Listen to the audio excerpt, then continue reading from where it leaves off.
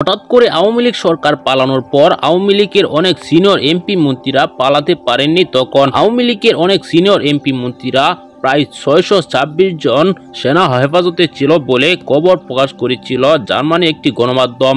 সেটি স্বীকারও করেছিল সেনা প্রধান। অবশেষে জানা গিয়েছে তাদের একজনকেও সেখানে পাওয়া যাচ্ছে না। তারা এখন কোথায়, তাদেরকে কে পালাতে সাহায্য করেছে, এই বিষয়টি নিয়ে ভয়ঙ্কর তথ্য আমরা জানবো একজন সেনা কর্মকর্তার কাছ থেকে। এই ভিডিওতে আপনাদেরকে দেখাবো। প্রথমে আমরা দেখে আসি যে কে কে দেশ ছেড়ে পালিয়েছেন, এমনকি কারা কারা এখন পর্যন্ত দেশে আছেন।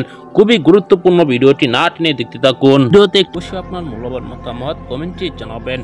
দর্শক, আওয়ামী লীগ সরকার শেখ হাসিনা যখন দেশ ত্যাগ করেন তখন থেকেই আলোচনায় রয়েছেন আওয়ামী লীগের এমপি মন্ত্রীরা কোথায়। অনেকেই পালাতে গিয়ে ধরা খেয়েছেন, অনেকেই সেনা হেফাজতে ছিল বলে জানিয়েছিলেন সেনা প্রধান। তাদেরকে আশ্রয় দিয়েছেন তাদের জীবন বাঁচানোর জন্য, তিনি সেটিও স্বীকার করে নিয়েছিলেন।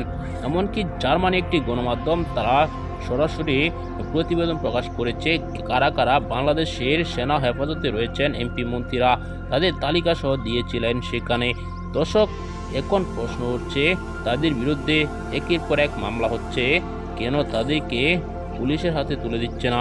তাহলে কি সেনাবাহিনী তাদেরকে পালাতে সাহায্য করে দিয়েছে, তারা এখন দেশ ছেড়ে পালিয়ে গিয়েছেন? এটাই কিন্তু এখন প্রশ্ন উঠছে। দর্শক, আপনার কি ধারণা? অবশ্যই আপনার কি মতামত জানাবেন। পরবর্তী এরকম ভিডিওগুলো নিয়মিত পেতে চ্যানেলটিকে সাবস্ক্রাইব করে পাশে থাকা বেল বাটনটি অন করে দিবেন। ভিডিওতে একটি লাইক দিয়ে শেয়ার করে অন্যদেরকে দেখার সুযোগ করে দিবেন। এই মুহূর্তে বিদায় নিচ্ছি, দেখা হবে পরবর্তী কোনো ভিডিওতে। আসসালামু আলাইকুম।